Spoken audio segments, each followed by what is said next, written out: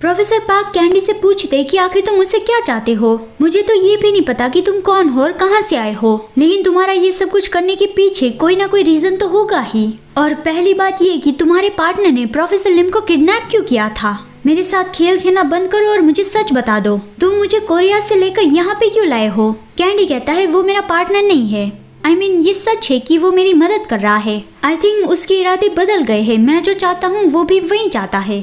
और मैं एकदम ही ऑनेस्टली बता रहा हूँ कि आपको यहाँ पे लाने का मेरा रीजन आपकी सुरक्षा और आपको जिंदा रखना है। प्रोफेसर पार्क के कुछ डाउट्स क्लियर करके कैंडी उसका भरोसा जीत रहा था कि मैं आपकी फैमिली को कोई चोट नहीं पहुँचाना चाहता। आप अपनी फैमिली से दूर रहेंगे तो फिर वो लोग सेफ रहेंगे। और यहाँ पे प्रोफेसर पार्क के एक्सप्रेशन देखकर शायद थोड़ा थोड़ा कैंडी को समझ में आने लगा कि प्रोफेसर पार्क अपनी फैमिली की सेफ्टी चाहते हैं। प्रोफेसर पार्क को भी कैंडी पे भरोसा आने लगा, इसलिए वो कैंडी को सब कुछ सच बता देते हैं।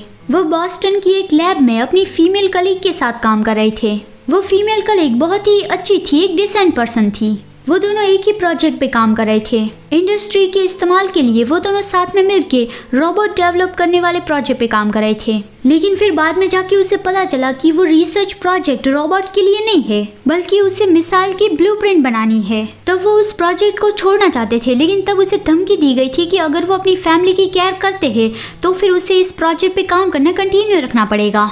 तब उसकी जो फीमेल कलीग थी उसने आइडिया दिया कि वो दोनों ऐसा प्रिटेंड करे कि उन दोनों का अफेयर चल रहा है, ताकि वो अपनी फैमिली से दूर रह पाए।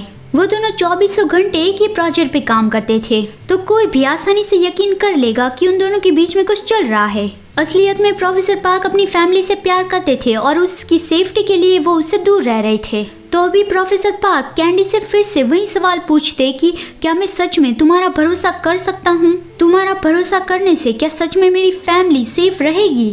कैंडी एकदम कॉन्फिडेंटली जवाब देता है कि हाँ। प्रोफेसर पार्क पूछते कि और फिर ब्लूप्रिंट का क्या, तुम्हें वो नहीं चाहिए? कैंडी उसे बता ही रहा था कि मैंने शुरुआत तो वहीं से की थी, पहले मुझे ब्लूप्रिंट ही चाहिए था।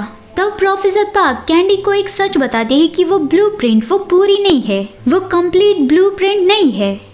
दूसरी ओर मैकलेन जिसे वो ब्लूप्रिंट चाहिए, वो उस ब्लूप्रिंट को लेने के लिए पर्सनली वल्चर में आया है, यानी कि वल्चर के डायरेक्टर कॉलमैन से मिलने आया है। फिर हमें एक पास्ट का सीन दिखाया जाता है जब कैंडी छोटा था।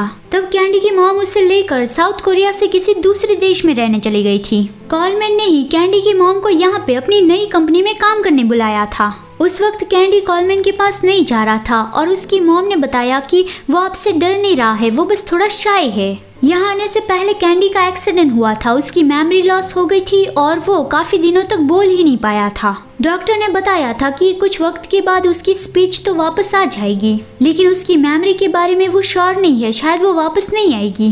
कॉलमैन की ये जो स्टार्टअप कंपनी थी उसका नाम था वल्चर। अभी कैंडी की मॉम तो उस कंपनी में काम नहीं कर रही है, लेकिन कैंडी उस कंपनी का सीक्रेट एजेंट है।